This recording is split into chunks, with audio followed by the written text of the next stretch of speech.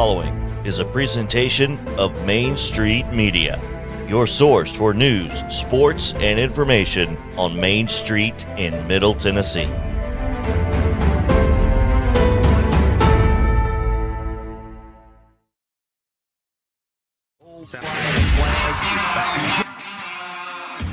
"30 years of the best sports talk in Middle Tennessee," featuring Tennessee Radio Hall of Famer George Plaster, Tennessee Sports Hall of Fame coach Watson Brown, and Young Guns Billy Derrick and Michael Sindrick.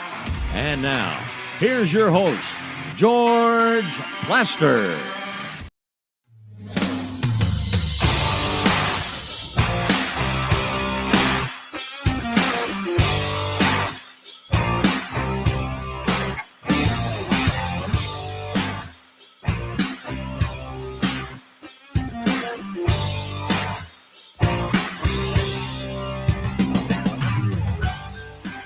Hello again, everybody. Welcome in. It's a beautiful Wednesday in Nashville, Tennessee, and compared to what we've been dealing with, man, it's downright balmy out there. It's kind of nice. Most of the snow has pretty much gone away, and it's nothing but a bad memory, at least in Nashville. Let's head up to the plateau. Start out by saying hello to Coach Watson Brown. So, Watson, has it all disappeared there? Yeah, pretty much. There's a little bit under trees here and there and in the shaded areas, but it's gone. I think we could have gone swimming today if we'd wanted to, after what we've been through. Yeah. Suddenly, what is, I don't know, 45, 50 degrees feels like 70. Yeah, it does. It's amazing, isn't it? Oh, only in Nashville, right? I mean, only in Nashville would you Big have old wide swings. Gosh, What are they talking about tomorrow? Like 60? man, you can definitely probably go take a dip in the pool tomorrow if you got one. Well, those going to the Titans-Dallas game will appreciate a little bit of a respite from the tundra of last weekend, which, of course, brings us to Terry McCormick and his daily Titans update. Terry, am I reading the injury report correctly? Oh, Terry's saying he can't hear anything, George. Oh, Call me. hold on. Let me do the same. More sign language. Terry, are you there? Oh, Not hearing anything. oh, it's we're funny. hearing you. It's funny because we hear you. We hear you. So we'll get Terry back in here in just a second. Billy, it sure looked from the injury report like they may be treating this like a preseason game tomorrow. Yeah, George, 8 players out for the Titans tomorrow night. Derrick Henry is doubtful as well. So not great. Not the best situation for the Titans tomorrow night. And Terry is going to phone in here, George. So Okay. we are continuing to work on that. Efforting. We are efforting that, George. Yeah. So, Efforting. Watson, is this a Derrick Henry injury, or is this just simply them being smart? I think it's both. He's probably sore. They said he had a hip injury. That's not a good injury for a running back because you get hit in that area a bunch in a game, making a lot of cuts.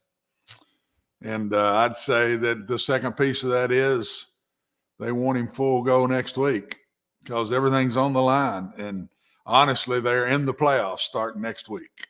So Terry is with us by phone. Terry, in that, that's a beautiful picture. Based on what's going on, have they made the decision, look, we're resting some people in this game? Absolutely, that's what they're doing. Because when you look at what's going on here with all the injuries and whatnot, they are in a situation where you're talking about a team that's got all kinds of guys who are banged up and beat up, and it's going to look like a preseason game tomorrow night. But their best chance is to get as healthy as possible and go down to Jacksonville and try to have a chance to win. So if that means sitting Derrick Henry, if that means sitting Jeffrey Simmons, if that means sitting Danico Autry, then they're going to do it. There was a game in 2019, the next to last game of the season, that was similar to this against the New Orleans Saints. And they sat Derrick Henry to rest his hamstring. And what they did when they rested his hamstring, they knew that the next week against the Texans was the game that they had to win. So they sat Henry. He played the next week against the Texans, run for more than 200 yards. The Titans won, and they got into the playoffs because of that win. So they're hoping that lightning will strike a second time in that type of scenario by basically lining up with just whoever's got a pulse that they want to run out there tomorrow night and saving up everybody for Jacksonville.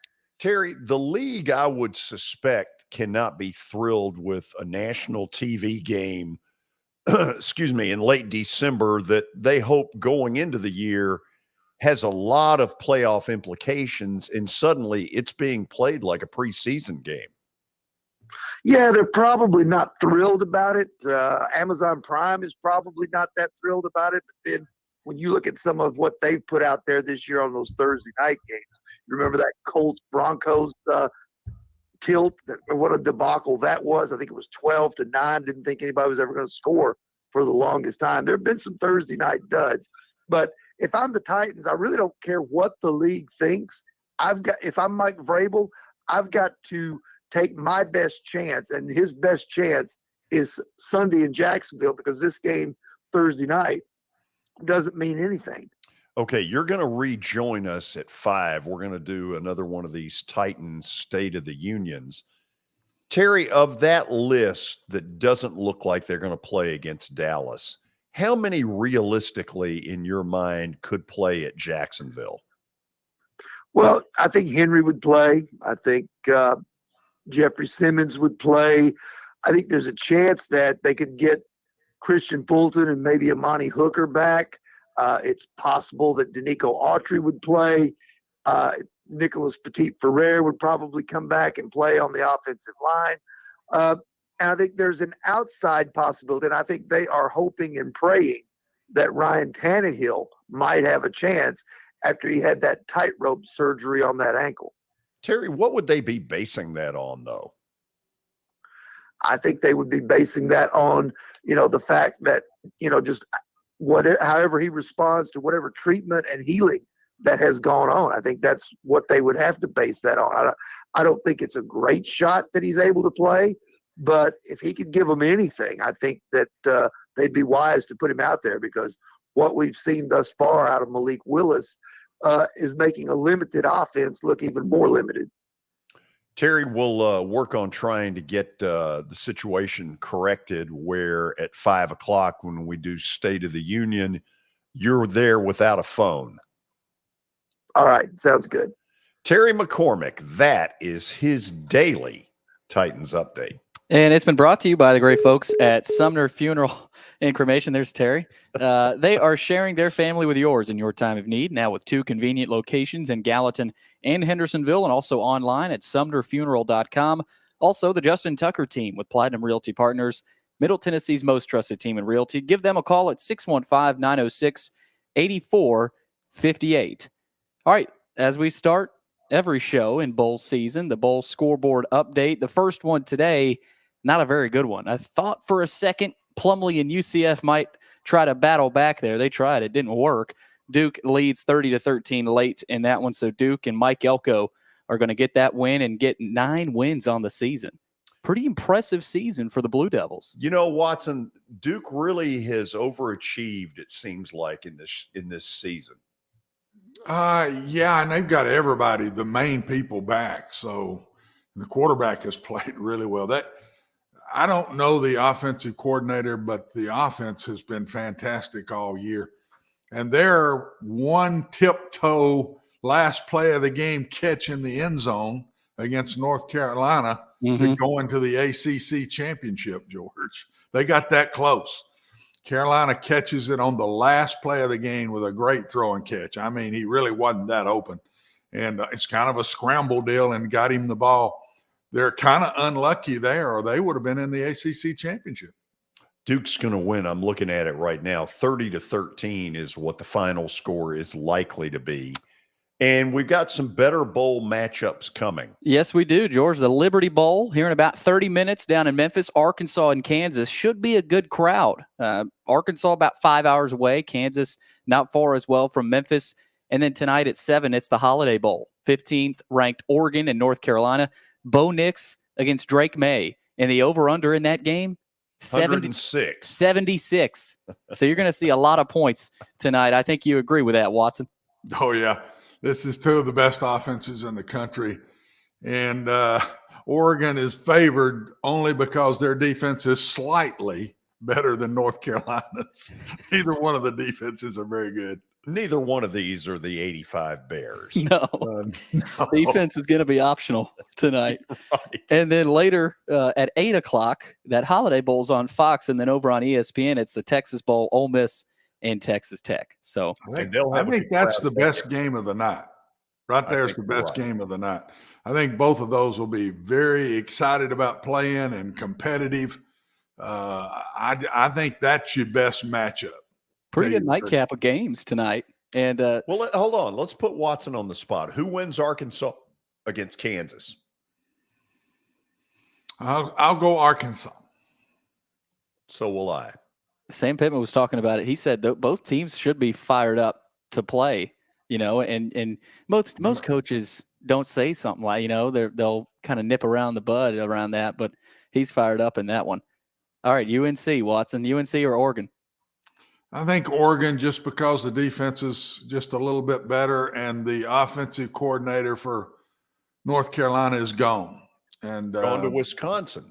Went to Wisconsin, and he and Fickle are good friends. And the guy calling the game tonight is a receiver coach that's his first time to call a game. So I still think they're going to score a lot of points because of the quarterback, but I just think that piece missing Oklahoma, but much less than 13.5 or 14.5, whatever it is. It'll be a single-digit game, no more than 10, in my opinion. Okay, so let's squash the rumor that Watson will be the next North Carolina offensive coordinator. You can squash that. You could have squashed it. You could have squashed it the minute you said it back 2 weeks ago. I just wanted to, have a little fun.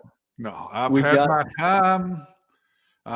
Goff overrides everything. Oh, and the George Plaster show overrides. You cannot forget that. Overrides everything. Priorities, for God's sakes. Priorities, man. Yeah. Where do you think I'd make more money? At North Carolina's offensive coordinator or the George Plaster show? So, I'd say betting on golf.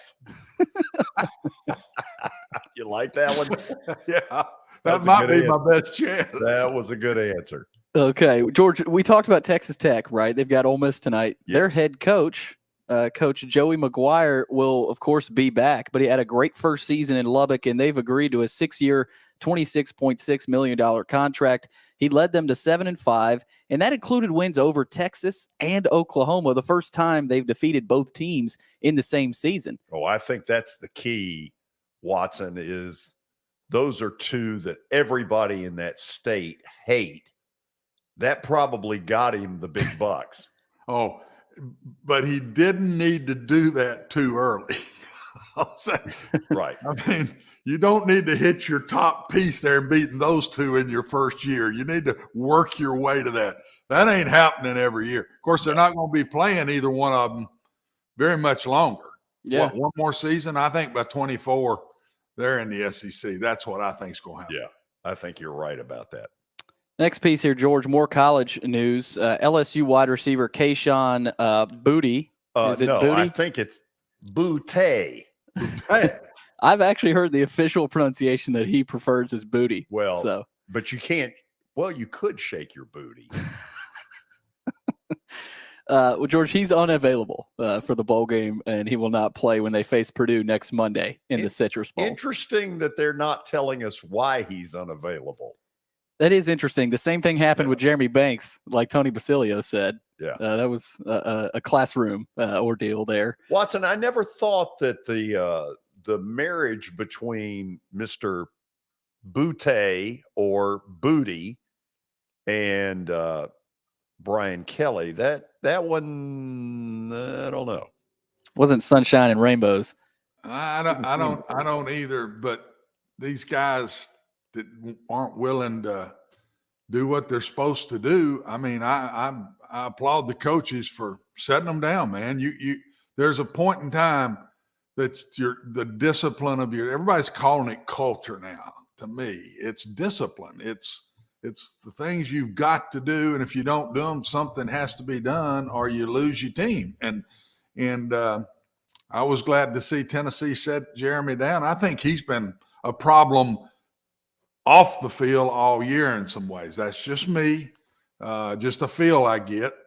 And you're right. Booty has just the look in his eyes in all the games we've watched him play this year. It's just like he's not into it. He makes plays, but he just doesn't look like he did the year before. Certainly not. And so he will not be playing. He'll be. Here's a buzzword. Doesn't look engaged. No. Engaged. I like that word, George. Engaged. We got a couple NFL pieces here to round us out. Actually, an NBA piece as well. Earlier today, Raiders head coach Josh McDaniels announced that he's decided to bench Derek Carr, not Darren Carr, the team's starting quarterback since 2014. Jarrett Stidham is going to get his first career start against San Francisco on Sunday. And Watson, what that has opened up is a bunch of Tom Brady to Vegas rumors. Well, he's been with Josh before, so that's a possibility. I haven't been a Derek Carr fan all year. I've seen him at very critical times. The Titans game way back, just not make plays with people open and not get them the ball. And I've seen him do it all year. This does not surprise me. Honestly, he leads the league in interceptions. I think he's a good player, but somebody has got to get him disciplined. George, he just plays the way he wants to play and doesn't play within where the ball's supposed to go. And I don't know. I'm not a Derek Carr fan right now.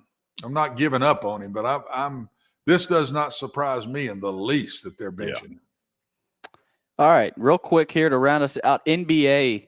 We haven't talked a whole lot of NBA, but Luka Doncic dropped 60 points last night, a franchise record, triple-double, 21 rebounds, 10 assists, including the tying basket off of his intentionally missed free throw. I saw it. To force overtime, and Dallas ended up beating the Knicks 126-121. And I saw his interview after the game. He said, "I need a recovery beer." Well, first of all, the guy is incredible. I mean, he's a real MVP candidate. And what he's doing for that franchise is pretty amazing. They love him down there. They were yelling, during the overtime when he'd go to the foul line, MVP. And they ought to be. Good Lord. Yeah, Dirk Nowitzki. 60 and how many? 60 points, 21 rebounds. Good Lord. Watson, that's pretty good. I'd say it is, but my gracious, where are the Knicks? I mean, why is there not a point that you just put two on him everywhere? Block him out with two, guard him with two. I mean, you're going to let the guy just completely dominate the game and do nothing about it. Yeah, I agree. I've never understood. I've never understood. Coach, I'd be embarrassed. I never coached basketball, but how do you just sit there all night long, sit in your chair and just let him keep beating you to death? I've never understood those 50, 60, 70-point outputs from NBA players. I mean, let somebody else score 30 and let him score 30. I just wouldn't let him sit there and beat me all night long. By the way, if you are watching this show live, Tennessee and Ole Miss are underway down in Oxford. SEC opener for both teams. Ole Miss about 8 minutes in leads 17-14. Those of you watching live, we will keep you updated on that game. When we come back, if you're looking for happy news, this is probably not your day. We're going to start out with some Predator stuff and ask the question, is this ever going to get any better? Stay tuned. This is Main Street Media Television.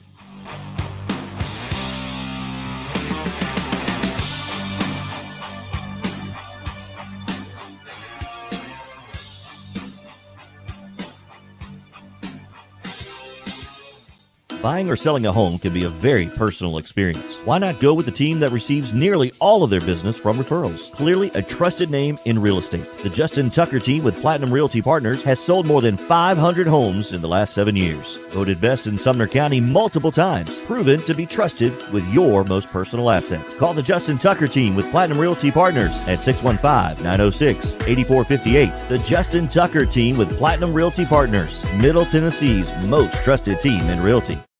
I highly recommend Sumner Funeral and Cremation because of their caring nature and attentiveness to detail. Pre-planning your funeral now will bring you peace of mind and less stress to your loved ones. When the chaos of losing you happens, your family can honor and celebrate your life, knowing things are happening just as you wanted them to. Pre-planning determines the details of your funeral, cemetery services, and can be less expensive. We are honored to serve you and are always here for you in your time of need. Sumner Funeral and Cremation. Traditional, affordable, dignified. SumnerFuneral.com. Jody Jones Dentistry can handle all your dental needs, from the basics to cosmetic procedures. All of this in the nicest dental facility I have ever seen. Jody has done it right.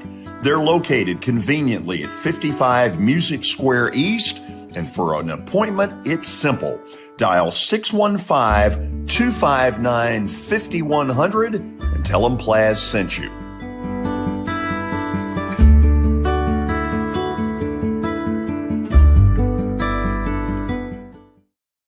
When you're thinking about golf, consider Riverside Golf Links. Under new ownership, the course has improved dramatically.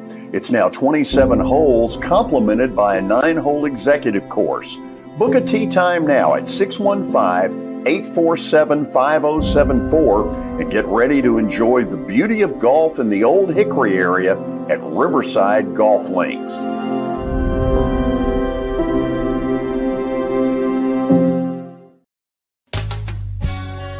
I'm Bart Durham. I was sworn in as a lawyer in 1963, and I've been working as a lawyer since then. We're a firm that does exclusively personal injury, a lot of tractor-trailer crashes. Insurance companies will open up their checkbooks when you force them to. We have systems that work. We get the most money for our clients in the shortest amount of time. I'm Blair Durham. My dad and I want to help. Give us a call at 615-242-9000. This is Eric Berner with Rockcastle Wealth Advisors. I help people in the pursuit of making their money live as long as they do. People hire me because I use a customized, individualized, and personal approach for the person I'm working with. Everyone's situation is different. If you've lost a spouse or a parent and want to make sure your inheritance is utilized and does not just disappear, I can help with that.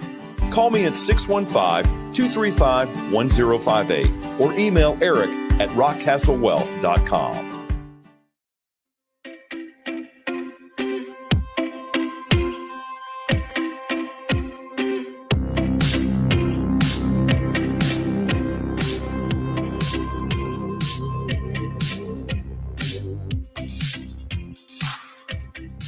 So, as most of you know by now, the Predators found another way to lose in a game where they played pretty darn well against a tough Dallas Stars team. Gave up a goal in the final minute of play to lose 3-2. This is the second straight home game where they've actually played pretty darn well. They were up 2-0 on the defending Stanley Cup champion Colorado Avalanche late in the second period last Friday night. The end result, 0-2, 0 points. Watson, this is a team right now that doesn't seem to know how to win, doesn't seem to know how to close the deal. And if I was going to characterize them, they're not awful, but they're not good enough to amount to anything. Yeah, George, I'm worried because I think hockey is one of the toughest sports to gain ground on, and especially when you got a bunch of people in front of you that you've got to knock out. It just seems to take longer to do than in baseball or football. They're going to have to go on some long runs here of wins, and that's what I see they're not very capable of. They just can't win one, lose one, win two, lose two. They can't gain any momentum. and they lose way too many close ones for me. And I'm sure not a hockey coach, and I don't know why that is. I'm not blaming the coach. I'm not saying anything. I'm calling the fact that, to me, this team loses way too many close games. And the other thing that I noticed about us, we'll score, and then we go on these long spurts where we just don't do anything for a while in games. And the consistency is going to kill this team with a decent team. I don't see, when I watch them play, that they look like they're overmatched. I see sometimes quickness get them a little bit, but I don't see them just completely overmatched. But they can't seem to ever just, okay, it's time to close this, let's go close it. That's what I see they just seem to can't do. They hold on when they win games instead of going after somebody and closing the deal. Am I wrong about that? Do you feel that way? No, I absolutely do feel that way. And Watson, you said earlier, I'm not a hockey coach, and I'm certainly not either. But the narrative is out there that this team, their inability to win close games is a reflection now in the third year of the John Hines era that they don't know how to win. And that's one of the worst things you can say about a coach. Yeah, it is. And the proof's in the pudding. I guess we can all sit here and say this is what's happened since he's been here. But I can't help to say if he could get this better or he'd get that better. And so is it him? Is it that we're just a kind of a Joe team? We've got some good players, but we're sure when I watch us play the good teams, I don't know that Colorado is this year. They were last year. We were overmatched some against them. Yeah, and they were, and the Colorado that played here a few nights ago, no Nathan McKinnon, one of the great players in the league. Yeah. But the Stars right now, we're really struggle with them. And we started out the year losing to them, I think, back-to-back, once here and once went to Dallas. And, yeah. But something makes us look average. Is it coaching? Is it we're playing to about what we got? I don't know. I don't know. It bothers me because I can't put a finger on it. I can't tell you what I think it is. So let me ask this one. Parcells, in his ability to be a total smart aleck, came I know you're shocked, came with a line that you hear used a lot, which is, you are what your record says you are.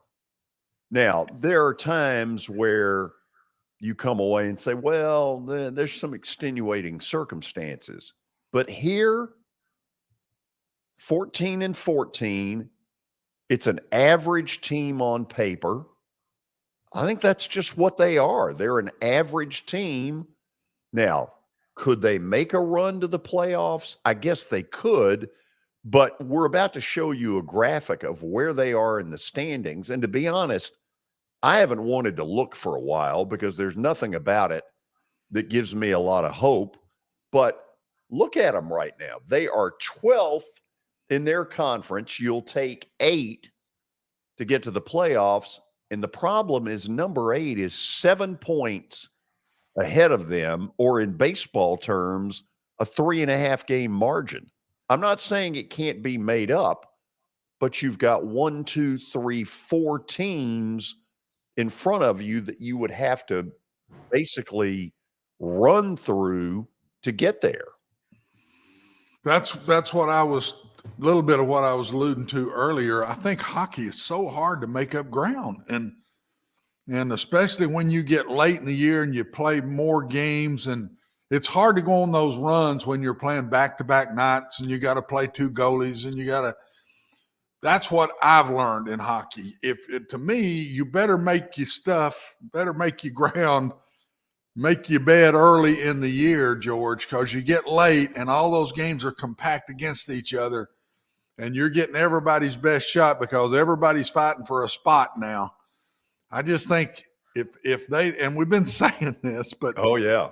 They need to go on a run here in early January and make up some of this ground. If they get through January where they are right now, I'm telling you, I think we're in trouble. Sellers. But there's teams in front of us that are I don't think the little bit I see, and I don't get to watch this sport the way I do others, but because they're just not on TV to where I see it. But those Canadian teams to me are all catchable. They're not much better than we are, I don't think. St. Louis is always a toughie. They're always a toughie, but they're 2 points ahead of us, and they hadn't played great either. We've had Minnesota's number for some reason. We play good with those guys, but when they play against other teams, they're pretty daggum good. But when we seem to play them, we can handle them. I don't know what I see, George. If we make up this ground, we're an 8 or a 7 at best, probably. That's about as high as we could probably get. And here we go again, probably the first round and out. I still believe if something doesn't change fairly dramatically, that a bomb is going to go off in the Predator world, whether it's John Hines, whether it's David Poyle announcing his retirement, Barry Trotz, who has been lurking in the background, and I think has been lurking more than people know. I think he's been at some home games. I think they do a really good job of not letting you see him, but he is certainly out there, and he knows exactly what is going on right now. And I just wonder what of those potential bombs is going to go off, because if this doesn't change fairly dramatically, fairly soon, something's going to happen. Yeah, George, and that's why I'm a little lost in this one, because I don't know where they would go. I don't know if they'd go toward personnel or they go toward the coach or they go at both. And when do you do it? If you're ready to rehaul, regroup, start over, you're probably going to do it pretty early in the year, because you want to get started on it. If they still think they're good enough, then I think it'll be the coach.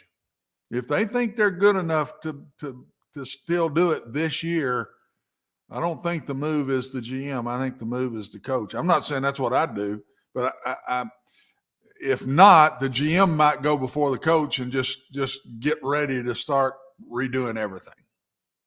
Okay, after the break, we're going to talk about an issue in the National Football League that so far has been quieter than I thought it would be. But you watch, in the next few days, this one's going to heat up. Stick around. This is Main Street Media Television.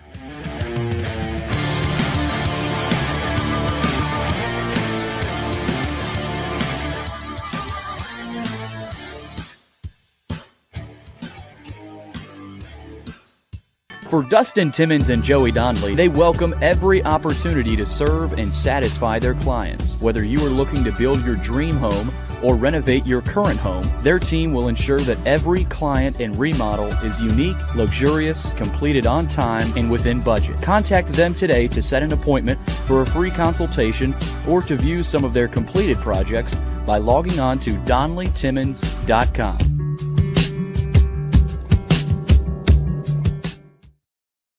At WellSkin Dermatology and Aesthetics, we pride ourselves in providing access, innovation, and a patient experience second to none. Access to care and treatment when you need it. Innovation with medical-led cosmetics and various on-site technologies for full-service treatments with a customer experience that is calming, casual, and effective. Independently owned, providing medical, surgical, pediatric, and cosmetic dermatology and more. Visit WellSkinMD.com to schedule your appointment today. WellSkin Dermatology and Aesthetics. Access to healthier skin.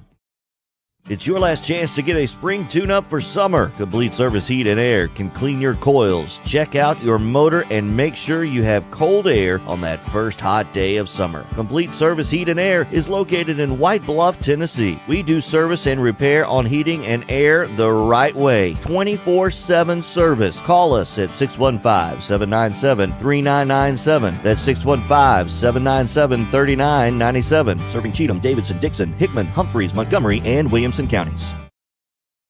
Have you heard about the high levels of radon in Middle Tennessee? Radon gas is the second leading cause of lung cancer, second only to smoking, and has no color, no taste, and no smell. The only way to know if you have radon is to test for it.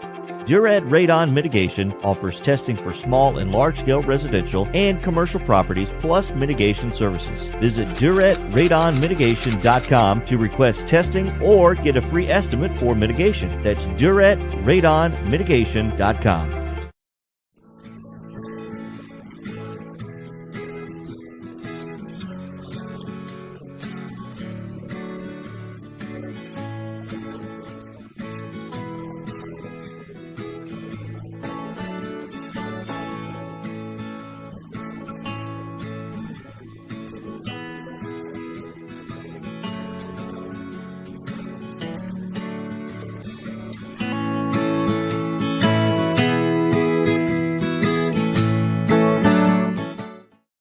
Since 1865, the First Baptist Church of Gallatin on Winchester Street has served its community by catering to the least, the last, and the lost, providing a church of welcome used by God to save the lost, transform the saved, and impact its community. As a proud multi-ethnic congregation, Pastor Derek Jackson personally welcomes you to join them in fellowship Sunday mornings at 8 in person or at 1045 in person or online at firstbaptistgallatin.org. First Baptist Gallatin on Winchester Street, serving with open arms as a true church of welcome.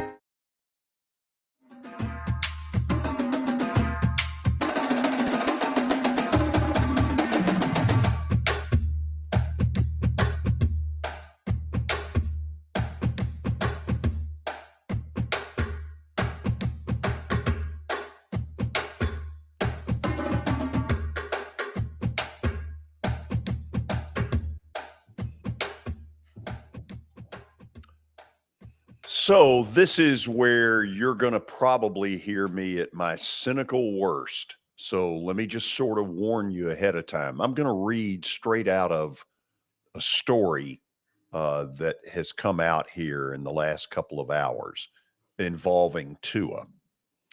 After Tua entered concussion protocol for the second time this season, the National Football League Players Association has initiated an investigation into the handling of this matter, according to ESPN reporter Marcel Louis Jacques. Interesting name. The Dolphins quarterback landed back in protocol this week after suffering a concussion against the Packers. Mike McDaniel, the Dolphin coach, said, quote, "This is a private time for him to focus on his health. This is a human being. His health is the first, foremost, and only priority." Well, if that's the case, Watson, number one, why haven't the Dolphins come out and said he ain't playing Sunday? And frankly, given his past history, why are they not coming out and saying, you know what, we're shutting him down? Well, why in the world did he play in the fourth quarter? He didn't look right in the fourth quarter. If you watch the game, that didn't look like throws he'd made the whole game in that game.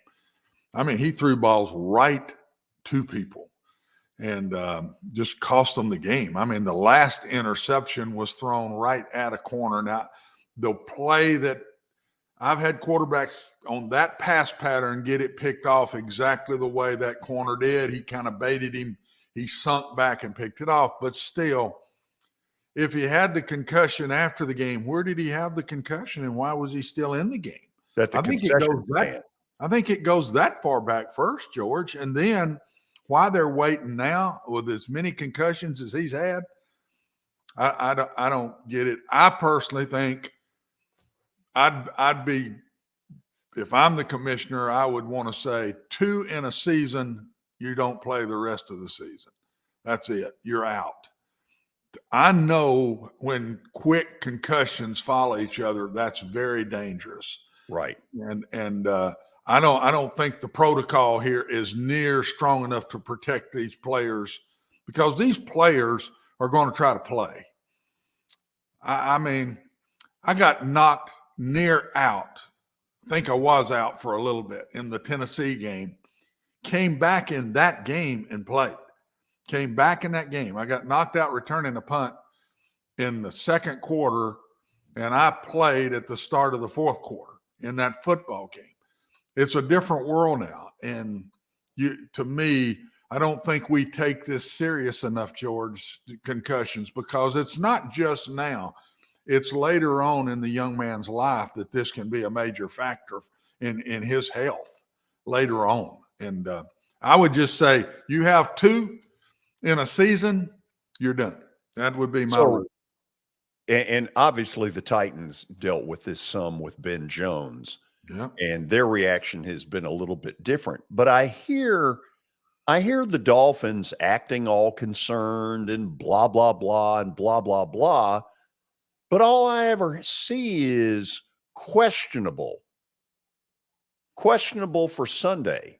Well, good Lord. I mean, anybody with a brain having his past history should have been able to say on Monday, first of all, he's not playing this Sunday. And anything after that is really up in the air. But you don't hear that coming out of Miami. You don't hear it coming out of the league. It's all lip service. Yeah, it is. And it's the league to me as much as it is Miami. And the other thing that Miami's been shaky on a lot of stuff here recently, George. So I don't understand how in the world. I mean, the Titans, Ben Jones, he's out. Yeah. I give them a lot of credit for that. They did. They didn't play around. They did not play around with the Ben Jones deal, and it was his second one. And I'm anxious to see if he comes back at all this season. Maybe he does. The other thing I would do if I'm the commissioner, and I'm not, kind of like to be for $42 million a year, but no kidding.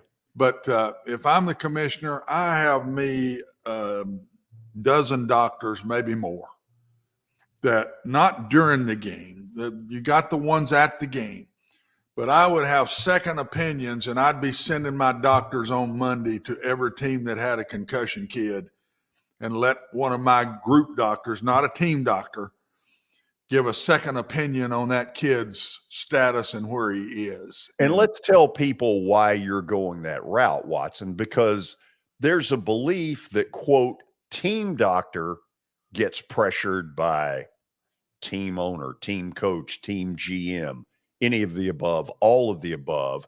And his employment is based on him satisfying those people.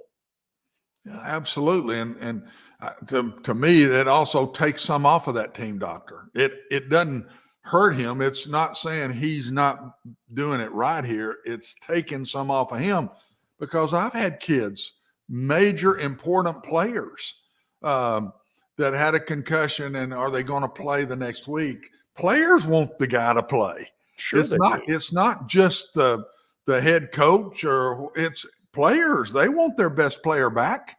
And so that doctor, to me, feels all of that.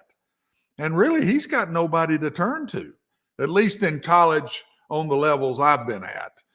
We had one guy that pretty much made that decision. Now, we might send them sometimes to, if I'm in the city somewhere, we might send them to see a specialist in that area or something. But I just think that would take a lot of pressure off of everybody. And to have these groups of doctors and put them on airplanes. And if I'm the NFL, I'd have private planes for them. I'd send them on a private plane straight to Nashville, Tennessee. I stay a day and I evaluate Ben Jones in all kind of ways. And to say, okay, if he does this by the end of the week, I will okay him playing. Or there ain't no way he's playing this week. I'm telling you, from what I see, there's no way he's playing. And then it takes it off of the doctor a little bit. And I would want these doctors not to be general practitioners. They would be specialists in that kind of area, George. And I don't care what I have to pay them to get them to do this. I'd pay it to them. The NFL's got all kind of money. I just still don't think they take good care of these kids. I'll throw out another way. I think all these injuries, we're talking about it in Nashville, but if you live in L.A., look at the Rams, look at the Chargers. You can go to every team. They have got to shorten this season. If they play too many games for their heads hitting each other and all these bodies. The players, Watson, the players were right when they balked initially at a 17-game season, and they should have balked. The Players Association should have took it on, not just balked. Yeah. I would no way I go up in games. I would be fighting to go down in games. They play too many games, George. They play too many games. And these are the biggest, strongest, fastest bodies in the world. This isn't high school football where these are smaller kids and they can't deliver the blows the same way. These NFL guys can deliver blows now. And you're making these offensive linemen, boom, boom, but every play against Simmonses of the world. How do you hold up 17 games in a row against that? And it's not the first game. It's 2, then 3, then 4, then 5. It's too long. It's too many games. They're going to run the game just to make more money. And I'm sorry, I feel this very strong. It's all about money. So it's all about money. I'm going to play ignorant because on Christmas Day, like a lot of you dealing with family, I would get little bits and pieces of the Green Bay Miami game, but I cannot sit here and tell you that I watched it, play after play after play. They should have had it at 3 instead of the early time slot. Well, let me ask this question. Did I guess it was CBS, I think. Did CBS show a shot where they said, look at the blow he took to his head? I don't remember seeing anything really on it. That's why when I saw the news, I was kind of surprised because they didn't make light of it at all. But then when you see the play, you know something is not good there. I don't remember it being pointed out, but I can tell you this. I remember him he was getting beat up, yeah. The snot knocked out of him and his head banging into that turf and banging into that turf. He's not the biggest human being in the world, George. And the other way they kill these players, guys, play a Sunday game, then play a Thursday game. Yeah. These bodies cannot, strong bodies cannot, in my opinion, handle that. They ought to do away with this Thursday stuff and let them have at least a week before they got to play again. They put too much stuff on the player.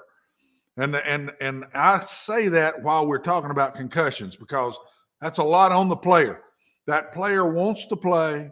He knows his teammates want him to play.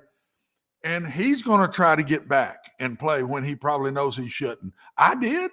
I went back in a game when I knew I shouldn't go back in the game. And I was no different than a normal player. I'm not saying I was some tough nut, George. They don't think about the player before they think about money. Right. And I just think the priorities here need to change a little bit. Oh, they need to change huge. First of all, you hit on one thing that's a problem, and that is the NFL Players Association does not have nearly the strength that the baseball union does. Watson, I don't know if it's a fear because their careers are so much shorter. I've wondered why do they not flex muscle more? Because to use a line I've loved to use, they got the backbone of a chocolate eclair. I don't know. I don't know. I wonder if these guys making all of the money honestly don't care. I'm making my money. But I don't think the NFL Players Association takes care of players top to bottom. I don't think they do. And I blame everybody in this deal, George. It's about to come to a head. They're all saying, well, why are all these injuries happening? Look around at what you make these guys do. Yeah. And then tell me they're supposed to make it through 17 games. They said, well, we cut out 2 or 3 preseason. They didn't play in the preseason games anyway. All they did was add, what has it been? Games. 2 more added. I thought 15's too many. But then they added 2 more on top of that, and they're paying for it, and they're going to end up hurting their product with all these people out. We sit here and said, well, the Titans are going to catch a lot of grief for not playing their guys in this game. They shouldn't play their guys in this game. Why should they help the ratings? I know they're part of the league, but they're having to hold out a bunch of people that are injured because they're playing so many games. And the ratings aren't going to get hurt in this game because it's the Dallas Cowboys, for God's sakes. Right. Who's everybody turning on to watch? The Tennessee Titans or the Dallas Cowboys? So they don't care who they're playing. They're Dallas Cowboy fans. They're the number one attraction in the NFL and have been for years and years. So I'll leave it like this as we go to the break. The next time you see that crawler and you see Tua listed as questionable, ask yourself the question, why is it even up for discussion? There's no way this guy should play. This should have been out there cut and dried on Monday. He ain't playing. And as for his status for the rest of the year, it's very questionable. But you never hear that. We'll go to the break. Stat of the day is coming up, and then Terry McCormick will rejoin us for what we will call another round of Titans State of the Union. Stay with us.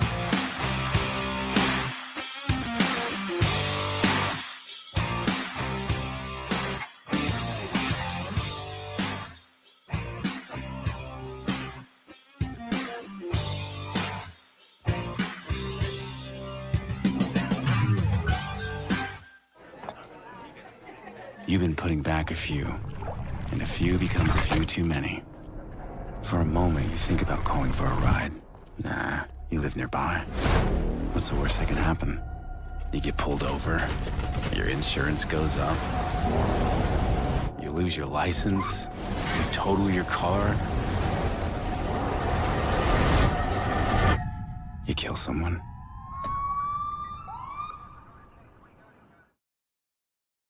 When I made the decision to host the Plaster and Friends Celebrity Bowling Night, Strike and Spare is where I turned. And what a wise decision that turned out to be. They have 5 locations in our area with family attractions. They're perfect for birthdays, groups and corporate outings, and holiday parties. For more info, it's simple. Go to strikeandspare.com.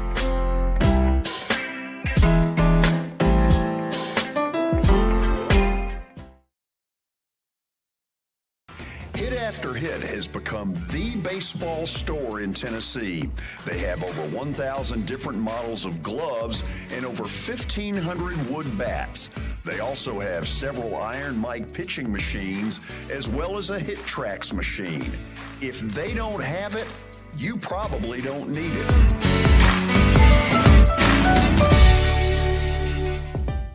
We're proud to call Hit After Hit the official shirt provider of the Plaster and Friends Celebrity Bowling Night.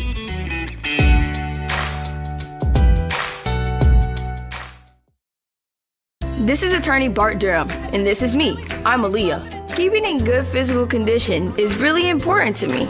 But when I had a wreck with a tractor trailer truck that hurt my legs so bad I couldn't work for almost a year, I knew I needed a lawyer that understood tractor trailer cases. So I called Bart. Bart gets millions of dollars for his clients every year. At Bart Durham Injury Law, we've handled hundreds of tractor trailer cases. My dad and I want to help. Give us a call at 615-242-9000.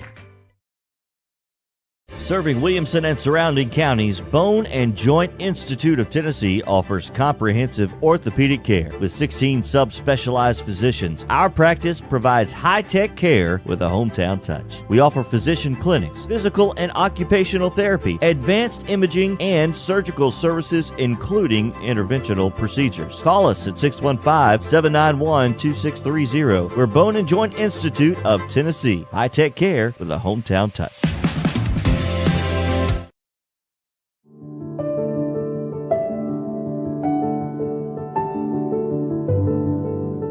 Welcome to the Omni Nashville Hotel. Urban elegance with a vintage touch.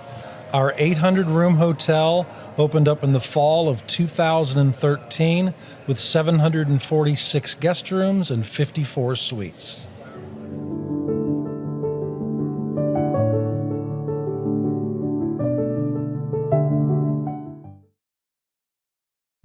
Hey everyone, I'm John English. This is Keith Wallace, and we would like to welcome you to John English Antique Sports and Cards in Shelbyville, Tennessee. We specialize in graded and ungraded sports and non-sports card, vintage wax boxes, and unopened cases. We have a large selection of PSA graded cards. We also specialize in old sports collectibles, baseball, football, basketball, golf, and tennis. You can find it all at John English Antique Sports and Cards. We are happy to be associated with Nashville's greatest sports antique, George Plaster.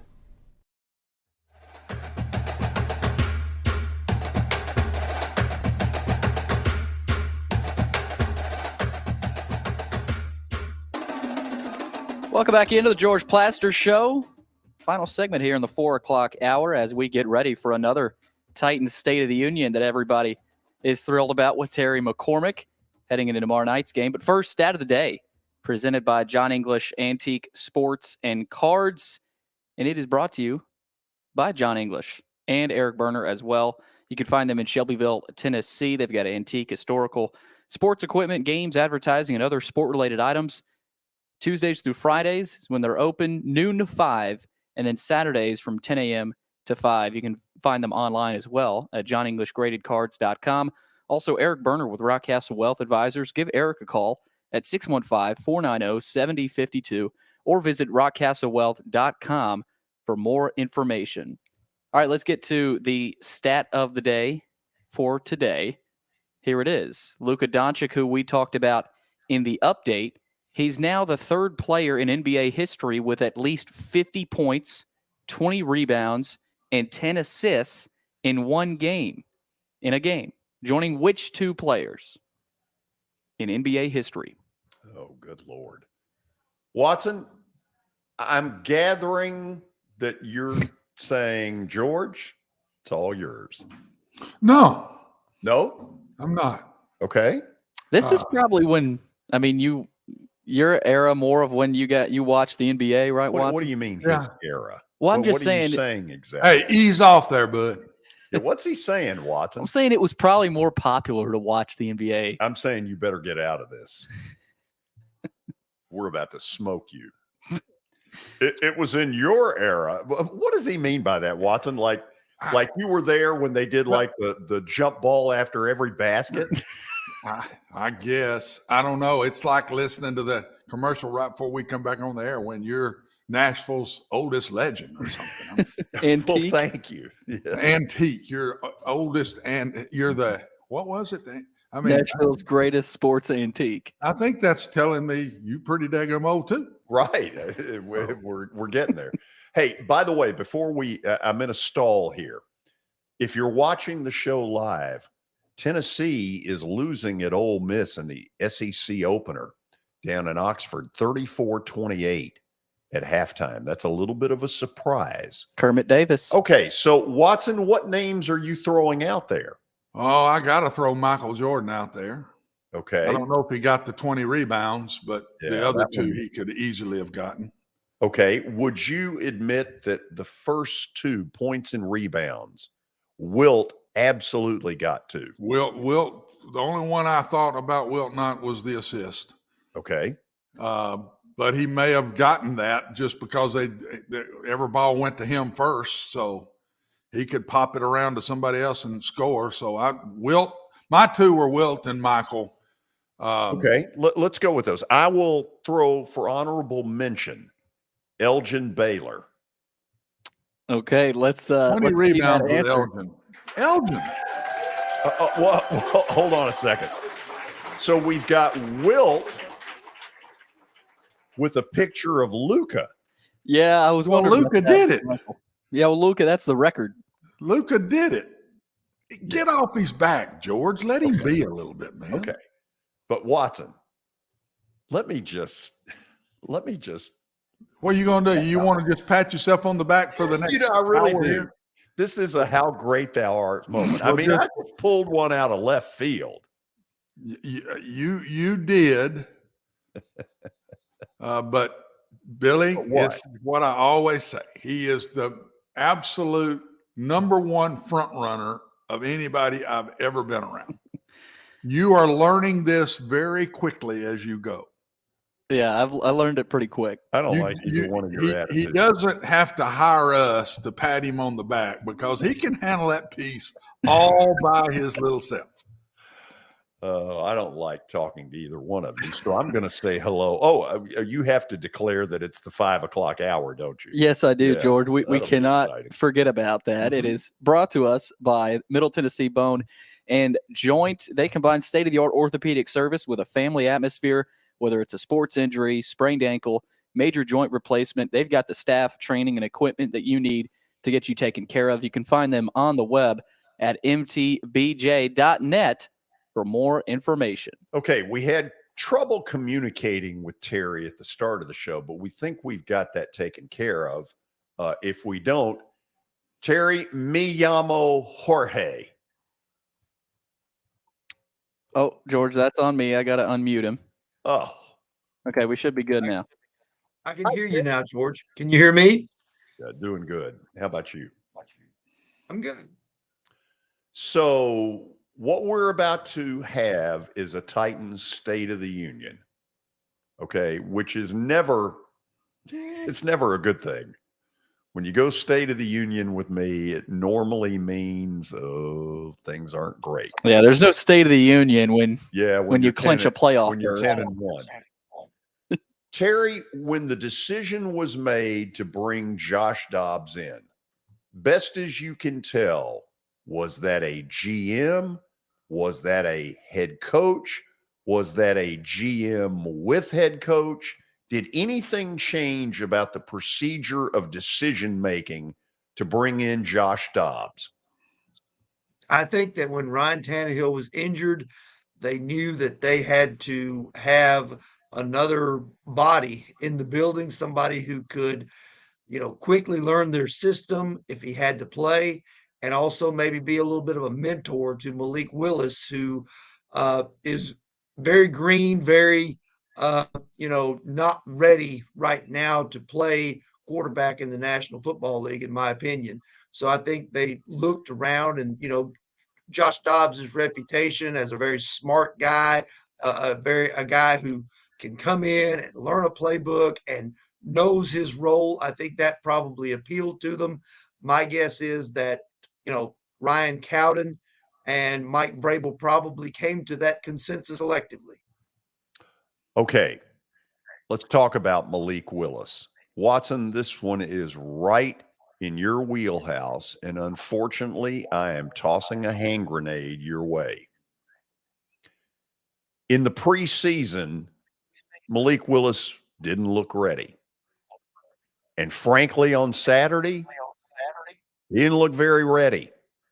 Is he being coached well?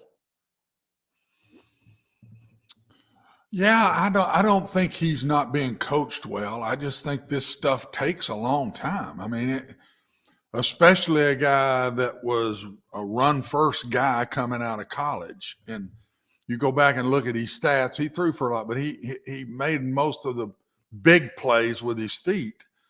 And not just by running, but by scrambling around and making throws. And so I don't think he's being coached bad. I just think this is going to take time, and he's going to take more time because of his background.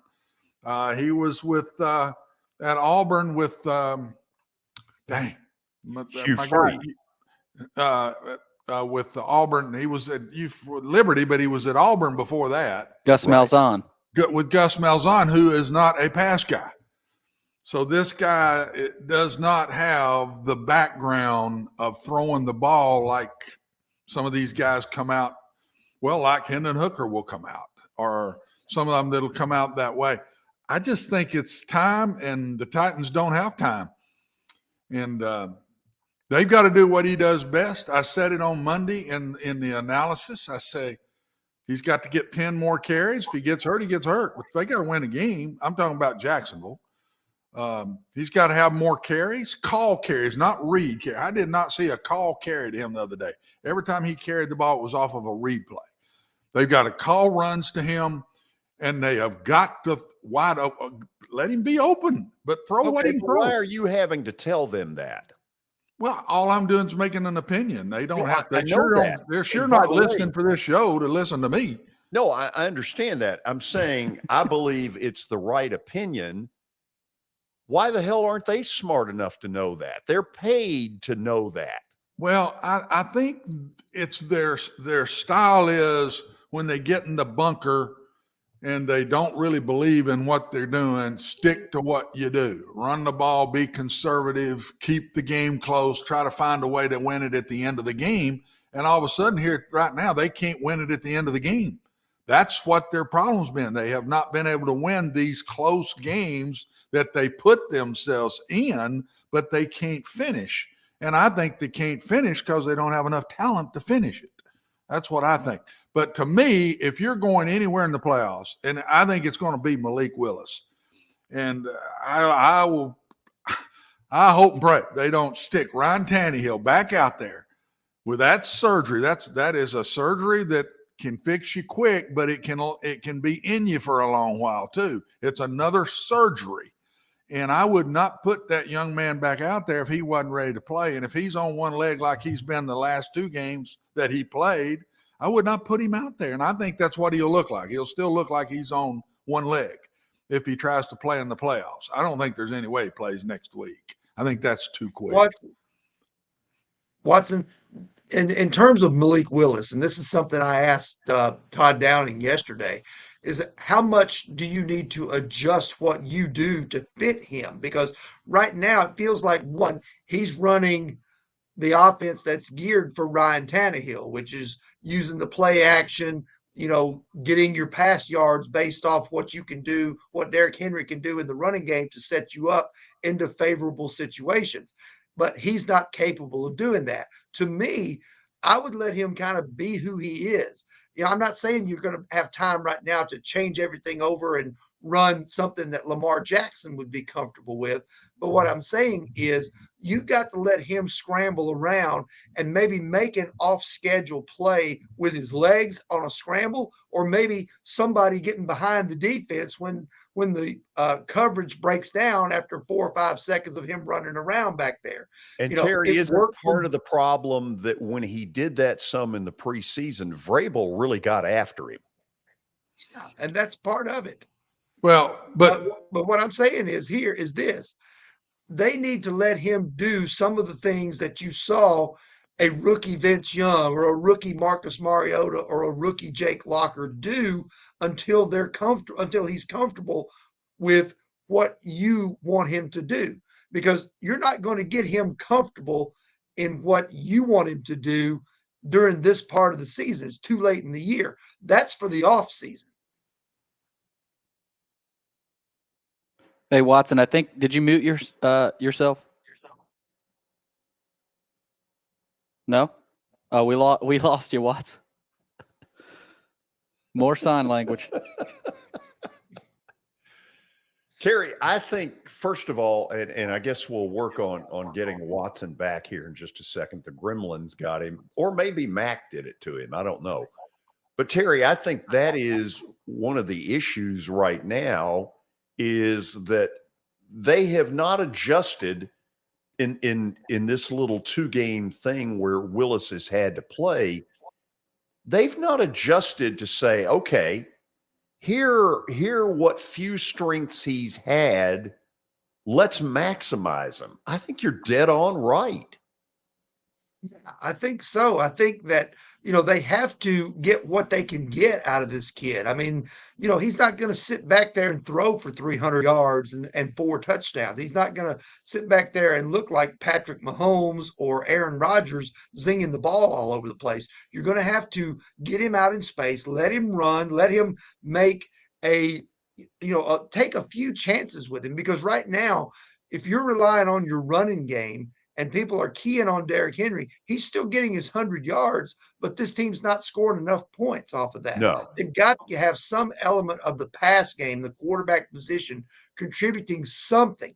Even if you have to put him in harm's way with an interception or a sack or anything like that, sometimes you got to open it up and just let the kid do what he does to see if he can give you something. Because right now, George, I'll say this, and tell me if you disagree. Of all the rookie quarterbacks that they have had to play in their rookie year, whether that be Vince Young, Jake Locker, Marcus Mariota, and I'll throw Zach Mettenberger in there, Willis looks the least NFL ready of any of those four. I totally agree with that. He looks much less ready to go out there and compete and try to help you win a ball game than any of those other four guys did in their first year at quarterback. And I think what both of us are saying is to eliminate some of that deer in the headlight stuff, give him some things he's good at. Can you hear me now? Yes, we Am can. I back? Yeah.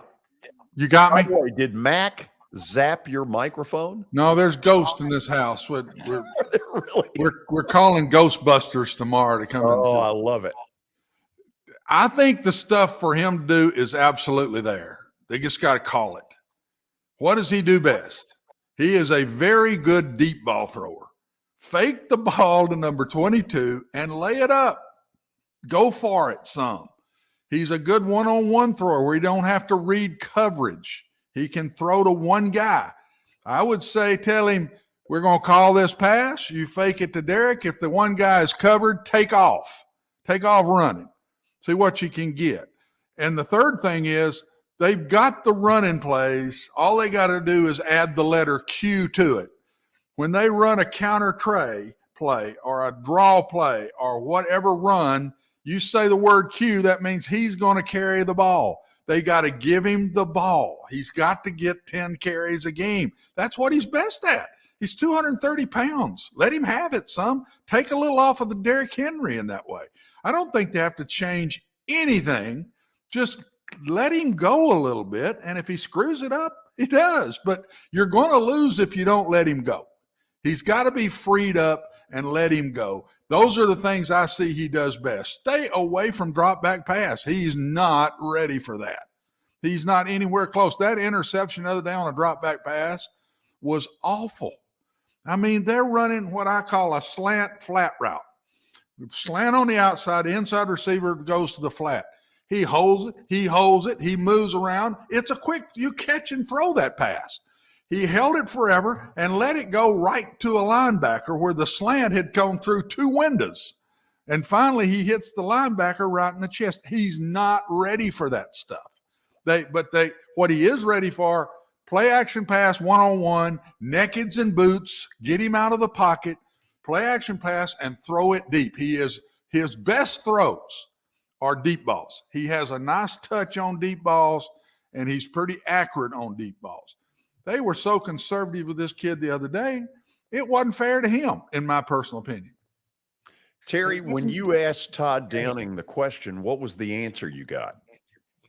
I asked him basically like this. I said, there's no element of the deep game in the attack right now. Is that because that the offensive line can't protect long enough to make it happen? Or is it because you don't have any trust in Malik to get the ball down the field? Because he has one play this year that's longer than 16 yards in all the time that he's played quarterback. Can't win like that in today's NFL. And that one play was a 48-yarder that was about a 6-yard pass that Chigakonkwo found open field in. So I asked him that, and he said that There have been things called as far as deep routes go, but he said for one reason or other, they just weren't able to execute it. So I don't know if that means that the protection broke down, that Willis didn't see it, or what have you. It's probably a combination of all of that. But I kind of agree with Watson in you've got Derrick Henry in the backfield with this kid. All eyes are going to be on Derrick Henry. There's going to be 8 people in the box most every play, which dictates single high safety coverage, one-on-one most of the time. You can send somebody on a skinny post or a tight end down the seam and win that sometimes. All you got to do is put the ball out there and let one of your guys go catch it. Am I right, Watson? Yeah, and you got all throws from hash mark out. When it's a single safety and Derrick Henry is sitting there and you fake it to him and everybody holds like they do. I've seen it on 3rd and 8 and they hold. I swear. And you can throw anything you want from the hash mark out. And to me, that's what he can do right now. You cannot get into high lows and all of that stuff with him. He's not anywhere close to ready for that. So do what he can do, but do it. You've got 1 out of every 2 first downs need to be a pass. 1 out of every 2 first downs from the rest of this season, to me, Terry, need to be a pass, because this offensive line is not our old offensive line of last year that dominated the league. There's none of those guys playing right now. Brewer wasn't one of those guys. Would you put him in a moving pocket? Some. That's where I think you fake one way to Derrick and take him another way and maybe just do some sprint out. I would stick Derrick in the gun more, and I would take Malik out from under the center some. And I would fake the ball to Derrick that way, because that's Malik's background. That's what I think they ought to do. But I saw it the other day. The offensive line is not good enough. It's not good enough.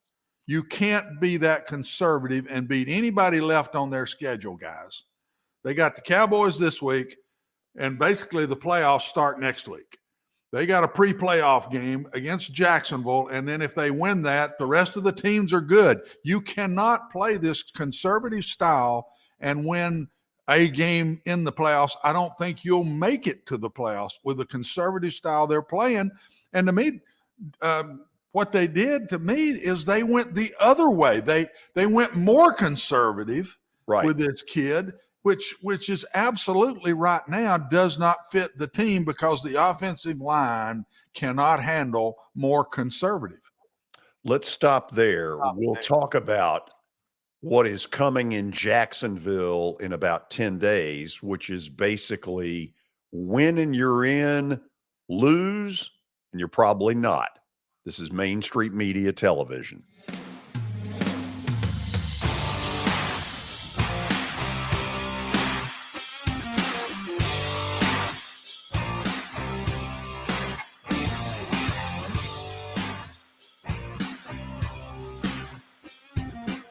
Buying or selling a home can be a very personal experience. Why not go with the team that receives nearly all of their business from referrals? Clearly a trusted name in real estate. The Justin Tucker team with Platinum Realty Partners has sold more than 500 homes in the last 7 years. Voted best in Sumner County multiple times. Proven to be trusted with your most personal assets. Call the Justin Tucker team with Platinum Realty Partners at 615-906-8458. The Justin Tucker team with Platinum Realty Partners, Middle Tennessee's most trusted team in realty. I highly recommend Sumner Funeral and Cremation because of their caring nature and attentiveness to detail. Pre-planning your funeral now will bring you peace of mind and less stress to your loved ones. When the chaos of losing you happens, your family can honor and celebrate your life, knowing things are happening just as you wanted them to. Pre-planning determines the details of your funeral, cemetery services, and can be less expensive. We are honored to serve you and are always here for you in your time of need. Sumner Funeral and Cremation. Traditional, affordable, dignified. SumnerFuneral.com. Jody Jones Dentistry can handle all your dental needs, from the basics to cosmetic procedures. All of this in the nicest dental facility I have ever seen. Jody has done it right. They're located conveniently at 55 Music Square East, and for an appointment, it's simple. Dial 615-259-5100 and tell them Plaz sent you.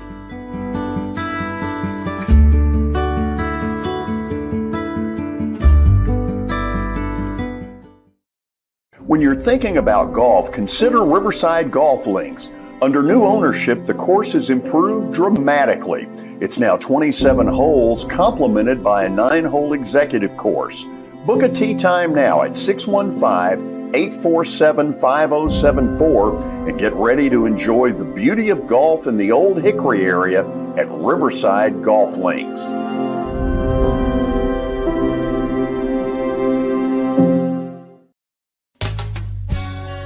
I'm Bart Durham. I was sworn in as a lawyer in 1963, and I've been working as a lawyer since then. We're a firm that does exclusively personal injury, a lot of tractor-trailer crashes. Insurance companies will open up their checkbooks when you force them to. We have systems that work. We get the most money for our clients in the shortest amount of time. I'm Blair Durham. My dad and I want to help. Give us a call at 615-242-9000. This is Eric Berner with Rockcastle Wealth Advisors. I help people in the pursuit of making their money live as long as they do. People hire me because I use a customized, individualized, and personal approach for the person I'm working with. Everyone's situation is different. If you've lost a spouse or a parent and want to make sure your inheritance is utilized and does not just disappear, I can help with that. Call me at 615-235-1058 or email Eric at rockcastlewealth.com.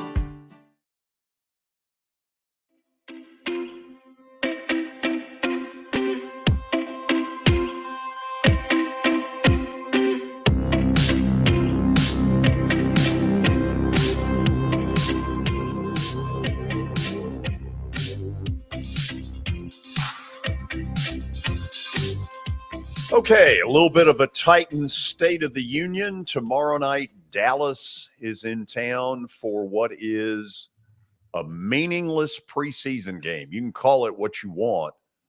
The Titans aren't going to play much of anybody. It all comes down to a week from now at the Gator Bowl, either Saturday the 7th or Sunday the 8th against the Jaguars. So, Watson, the coaching part of you will tell me pride dictates that you absolutely want to win that game down there. You want to say you're the division champion. You want to be in the playoffs. The practical part of me is sitting there going, who's kidding who? This is no playoff team. This team isn't anywhere close to a playoff level team. And why put yourself through the embarrassment on national TV of getting blown out at home by somebody if you're having to go with this patchwork stuff? So, Terry, start on that one. Chew on that for a while. I mean, it's tough. The situation that this team is in, I don't think there's anybody denying that. There are a lot of folks out there, Titans fans, that feel like that this team might be better off losing out and getting a higher draft pick.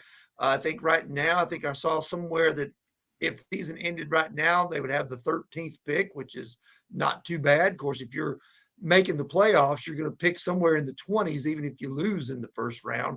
And over the years, we've seen a few teams with losing records make the postseason. I think Seattle even won a game one year with a losing record. Sure did. Most of the time, those teams don't get very far. Yeah. And I think the problem that this team has right now is exactly what we were talking about in the last segment.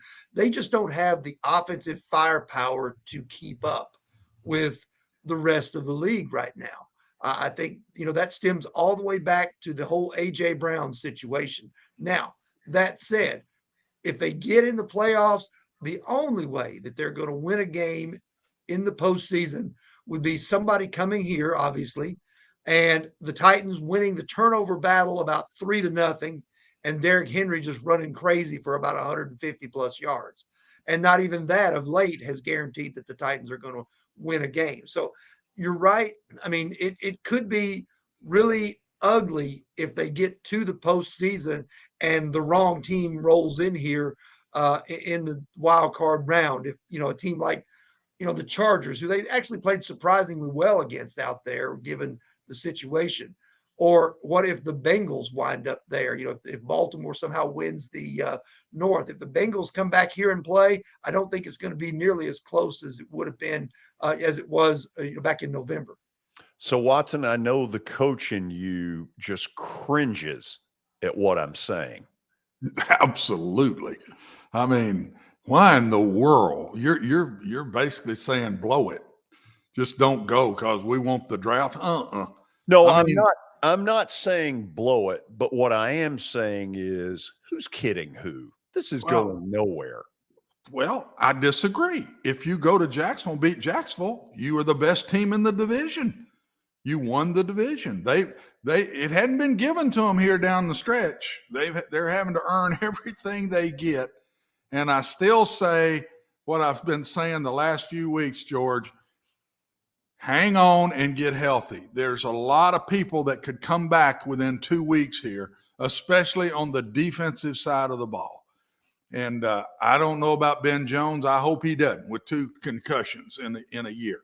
But Ben Jones, our right tackle, I think the right guard's gone. Davis is gone, I think. Am I not right about that, Terry? And I think he's gone for the year, isn't he?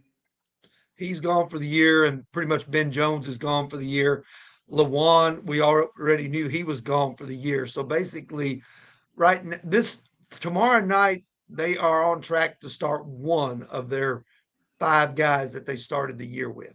So they've already placed, I think, 4 or 5 guys on IR on the offensive line, which has probably been the hardest hit position just about of anywhere they've had. My question to you on this, though, Watson, is even if you do get those defensive pieces back, are you going anywhere in the postseason without Ryan Tannehill at quarterback? I just don't see it with the way they've been using Willis. I just don't see any kind of run in this team, even if they get pieces back on the other side of the ball. I don't know, but that's not the point. What do you, in that locker room, what do you think those guys are thinking? They want to be in the playoffs, man. They're going to do everything in their heart. So I don't know how far they go, but to just say, well, I hope they don't get there. To me, it's a lot better in the offseason to have said, we made it to the playoffs, we got beat. We played Cincinnati. We played Cincinnati twice. Both games went to the wire. We weren't totally healthy in the last Cincinnati game. Ryan Tannehill played, but he's hurt. He didn't look very good. I mean, he was on one leg. I can't. It's hard for me to carry on the conversation, George, about this because to me, you've played for 4 months, 5 months here, and the first thing you want to do is get in the playoffs. And then here at the end, we say, we'll play, but honestly, we're probably better off not getting in. I can't even fathom that thought. And I know where you're going, but you've got to admit a couple of things. If this team wins the division, it's the October Titans that won it, not the December Titans. The December Titans can't beat anybody. It doesn't matter. We got in the playoffs last year without Derrick Henry. It doesn't matter. Now, I know this. The style we do play, when you get to playoff time, our style does not lead to blowouts. It leads to close games in the fourth quarter. And if we're in a close game in the fourth quarter, who knows? We might pull it out. I think Malik Willis can play a lot better. Can he take us very far? No. But he can play a lot better than he's played if they just use him right. So I don't think – Ryan Tannehill played awful in the playoffs last year, and everybody wanted to get rid of him. And now we're begging for him. It's amazing how everything turns around. We're begging for Ryan Tannehill. Okay. And Nashville, if you'd have taken a vote, they'd have voted the poor guy out 100%, 90% of the votes that says get rid of him. And now we're begging for him back. I don't know.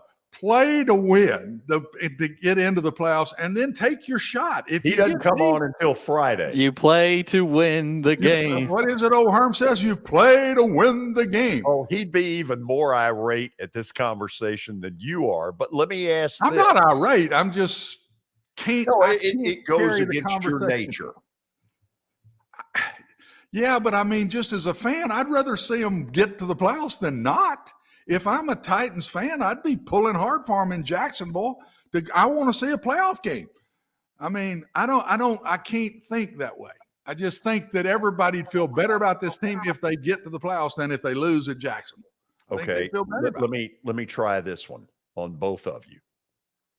Terry, I think I heard you say something to the effect of they might try to trot Tannehill out for the Jacksonville regular season finale. And Watson, I think I've heard you say, absolutely not. You cannot do that to him. Y'all bat that one around. I'll start it since I made the statement. He'll look like he did. He'll look about like he did on his second injury. He's going to be limping all over the place if he plays in the game. I just don't think that he's going to play very well if he did play. 3 weeks is really pushing it. I've had this surgery done with different athletes before. They're not really themselves till about 6 weeks. They can say 3 to 4, but they're not running and can protect themselves and play naturally till about 6 weeks, 5 at the absolute earliest. I watched the kid at Tennessee, Tillman. He came back after, I think it was 4 in the 4th week. He wasn't anywhere close to ready to play. He was not himself, did not play very well, didn't help him. The difference is, Terry, he's a receiver and Ryan is a quarterback who don't have to move around as much. But to me, Ryan Tannehill's, a big part of him is his legs. And he's not going to have those back no matter when he comes back. Even if we win a game in the playoffs and he came back in game 5 for the 5th week, he's still going to be limping.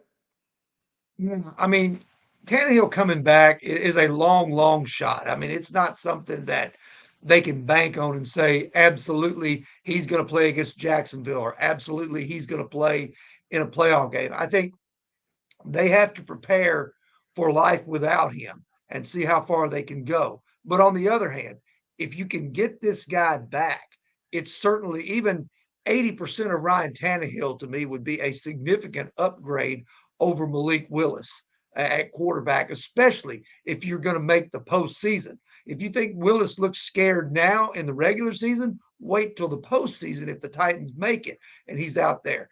I mean, that's really putting too much on his plate, in my opinion, at this juncture of his career. And, you know, the thing, and I go back to this. This is one of the problems that was with this roster to begin with. When you have a playoff caliber roster, and the Titans had a playoff caliber roster at the start of the year, and I think the 7-3 record that they had would bear that out. It is an injustice not to go sign one of these guys who's a dime a dozen type of quarterback, a Tyrod Taylor, a Case Keenum, Jacoby Brissett, Nick Foles. Those type of guys are everywhere, but they can get you through 2 or 3 games without your starter so that you don't have to try and break in a rookie who clearly is a developmental prospect and not ready for NFL type competition right now. Well, where was Willis drafted? Third round? 3rd round. You take a 3rd rounder and you pick him, you're basically saying he's my backup. Unless you're going to put a 3rd quarterback on the roster, you can't draft a 3rd rounder and put him on the practice squad and he won't get to stay there. Somebody's grabbing him the day he goes to the practice squad. And so when they drafted him 3rd in the 3rd round, they basically said, here's our backup quarterback. So again, decision made on talent. To me, Terry, we're dealing with it. And to me, if you were going to draft him 3rd, you got to spend some money on a backup just like we got right now. What a great backup that would have been to have Josh as our backup quarterback. I think he's one of the better backups in the league personally, and think he should be a backup for some team right now, and finally is with us. But when you drafted him there and then you didn't do anything, you were basically saying at that draft, Terry, he is our backup quarterback. And they're dealing with it. They're having to deal with it now. Now, when he gets to the playoffs, I'm not sure he's been around long enough to know the difference, to tell you the truth. I don't mean that ugly, taking shots at him, but he's played so little. If he were to play well at Jacksonville, I'm not sure he'd think that way in the playoffs. Now, give him a couple of years to feel the pressure of it. He might after that, but I'm not sure he'd feel it. Terry, let me end it this way. What are the odds if Malik Willis does not play well tomorrow night against Dallas that Josh Dobbs starts the do or die game in Jacksonville? It's a fair question. I don't think it's one that's out of the realm of possibility. I think, they've got to go with Mike Vrabel's got to go with who he feels like gives him the best chance to win a football game. If that's Malik Willis, he'll stick with Malik Willis. If that's Josh Dobbs, even with only 3 weeks into his Titans tenure, then that's an option, because I feel like that, you're doing the other players on the roster a disservice if you're not looking at all options on this roster. Guys, appreciate go ahead, Watson. Can I finish? Add to that? Yeah. That's why I think let him go this week. It's a game that don't matter. Find out what he can do. Don't be conservative with him this week. Let Malik Willis go. If he goes out there and can't get it done, start Josh Dobbs. That's what I'd do. But I'd want to find out this week when it really don't matter. Okay, great stuff from you guys. Terry, appreciate it as always. We'll talk again tomorrow. All right. Have a good one, guys. Plaster Bet of the Day is in the On Deck circle, but first we say hello to our buddy Brian Stewart. Brian, I hope you and your family had a great Christmas. Yeah, it was a great Christmas, man. I hope you guys did as well. The Plaster household, the Watson household. I hope Billy had a good one as well. It was probably the craziest out of the three of us. Well, there's nothing wrong with crazy. I mean, most of the time, that's where good Christmases are remembered anyway. You're right about that. Yeah. I remember, just real quick, I remember whenever my mom had her open heart surgery a few years ago, and she was all tore up. She said, she come out of the hospital 2 months after her surgery, and is when she left the hospital. And it was right before Christmas, and Mom was like, I don't think I can cook dinner this year and everything, and was like, Mom, don't worry about it. We're just happy that you're here. We're happy that we can actually eat anything with you. And long story short, we ended up eating Jack in the Box that year with my mom at Christmas Eve.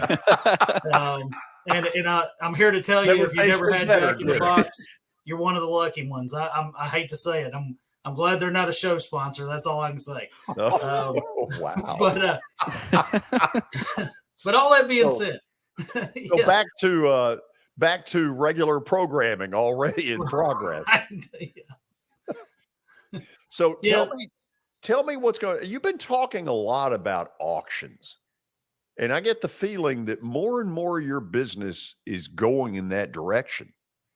Well, George, there's never going to be a replacement for just straight out listing a home and, doing it the way that everybody knows it to be done is just getting on the MLS and getting people to show it and everything else. But there's also that other option with auctions, to where if you've got a situation where you need to get the home sold very quickly, you've got a house that needs a lot of work, or you got a house that, is in great condition, but, let's just say it's to settle in a state, and you don't have time to sit and wait for showings to get through and so forth, so on. Auction is just that other option, to where we can get you in there, get buyers in there to bid on the house. The home is sold as is, where is. There's no warranties with it. So when a buyer buys that house and they make the winning bid, that's it. They put down their deposit. They agree on the contract that they're going to close within X amount of days from the signing of that agreement, and the deal's done. So it's a quick and easy way to get the house sold, and to know that you're going to sell it and not have to go through the repairs, the inspections, all that good stuff. So it is an option for people. I'm not ever going to say it's going to take the place of putting it on the market and having a standard listing agreement with us, but it is an option, and it is an option that people are choosing here lately. Okay, tell people how to reach you, whether it's in 2022 or 2023. Yeah, the crazy thing is that you only have a few days left to get a house sold in 2022. But we are going to be there in 2023. We're going to offer you the property management, offer you residential, commercial, and as we were just talking about, the auctions. So please give us a call, 615-822-0750, our Facebook page, our Instagram page. You can basically follow us anywhere you want to. We're always going to have the up-to-date content and information for you. So please get on there, give us a like and a follow. We're not going to disappoint you, and we're going to be there to help whenever it counts. Brian Stewart joining us here on the show. You have a good one. We'll do it again tomorrow. Hey, George, just one thing, because I come in and I hear this. I'll be at the Titans game tomorrow. I have to say that I agree with Watson. This game does not matter. Jacksonville's the only one that matters. Put Dobbs out there, because I'm telling you, as a fan and all the fans that sit around me in the club there, we all say the same thing. Malik Willis is not ready. I'm telling you, he's not ready. Yeah. The guy looks like he's scared. He's just and I don't mean that in a bad way, because he is a talent. But there's just something to be said about having some experience. Dobbs has the experience. I think he's the guy right now. That's all I got to say. And you know what? You got it out there. Well, there you go. Y'all have a great night, guys. Take care, Brian. Yeah, man. See you, Brian. Baxter Bet of the Day is coming up next. Stick around, hotty toddy.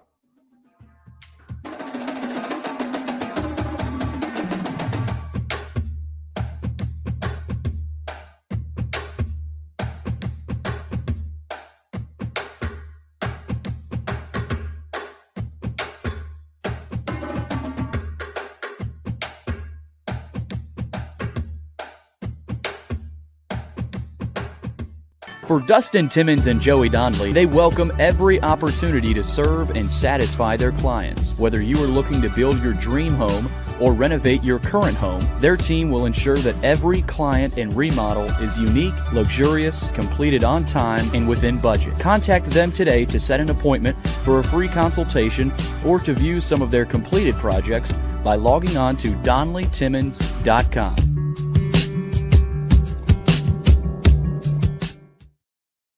At WellSkin Dermatology and Aesthetics, we pride ourselves in providing access, innovation, and a patient experience second to none. Access to care and treatment when you need it. Innovation with medical-led cosmetics and various on-site technologies for full-service treatments with a customer experience that is calming, casual, and effective. Independently owned, providing medical, surgical, pediatric, and cosmetic dermatology and more. Visit WellSkinMD.com to schedule your appointment today. WellSkin Dermatology and Aesthetics. Access to healthier skin. It's your last chance to get a spring tune-up for summer. Complete Service Heat and Air can clean your coils, check out your motor, and make sure you have cold air on that first hot day of summer. Complete Service Heat and Air is located in White Bluff, Tennessee. We do service and repair on heating and air the right way. 24/7 service. Call us at 615-797-3997. That's 615-797-3997. Serving Cheatham, Davidson, Dixon, Hickman, Humphreys, Montgomery, and Williamson counties.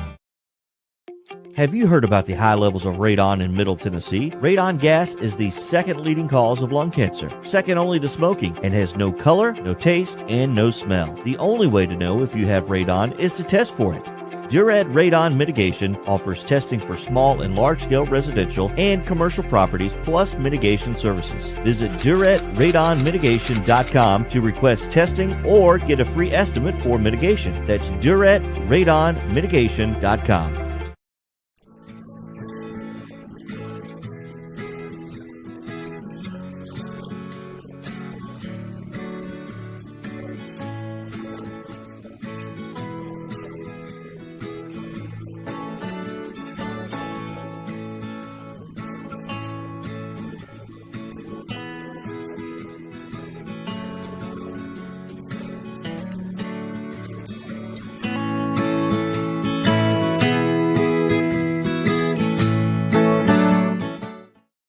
Since 1865, the First Baptist Church of Gallatin on Winchester Street has served its community by catering to the least, the last, and the lost, providing a church of welcome used by God to save the lost, transform the saved, and impact its community. As a proud multi-ethnic congregation, Pastor Derek Jackson personally welcomes you to join them in fellowship Sunday mornings at 8 in person or at 1045 in person or online at firstbaptistgallatin.org. First Baptist Gallatin on Winchester Street, serving with open arms as a true church of welcome.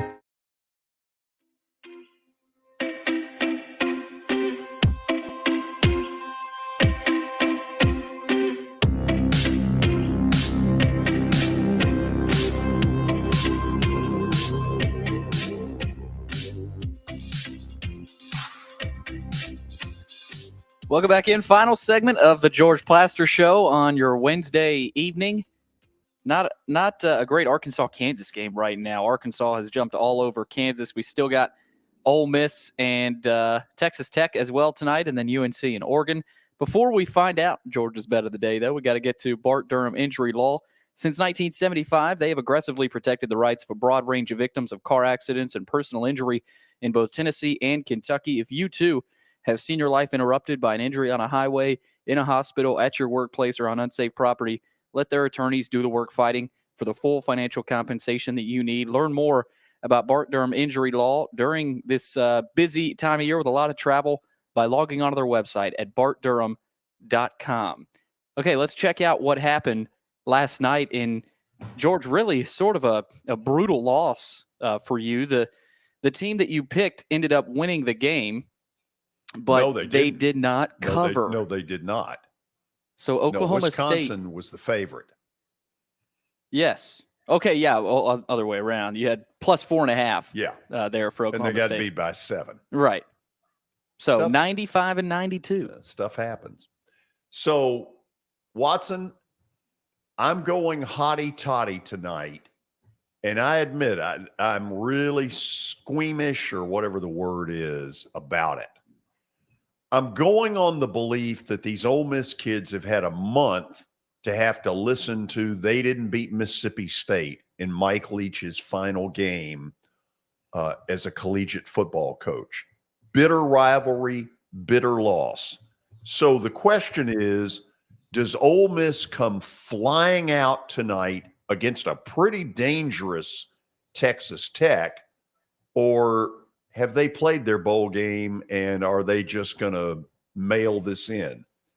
I think they're going to play hard.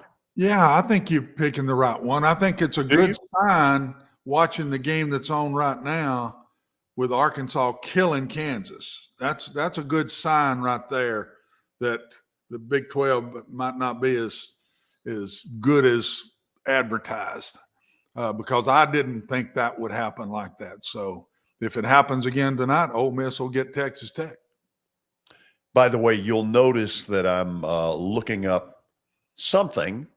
Tennessee leads Ole Miss in the SEC opener down in Oxford. This is in basketball, 54-51, 4 minutes left in that game. Kermit Davis, close to an upset. Don't know if he can get it or not, but this one's a nail biter. It's conference play. That's the way it is. It's weird it's starting this early. Well, they're doing it so that the Ole Miss fans can see their bowl game. Right. Well, not the game, but the whole conference slate. It is about a week early. Yeah. Yeah, that part is here. Weird. Watson, great stuff today. Good show. Really good show. And I got to get on you a little bit to go with it. So it made my day. That's always fun. I told George Watson that we've got sound bites. We got so many sound bites available from you today, so we'll probably be clipping out a few of those for the socials. Let me approve some of those.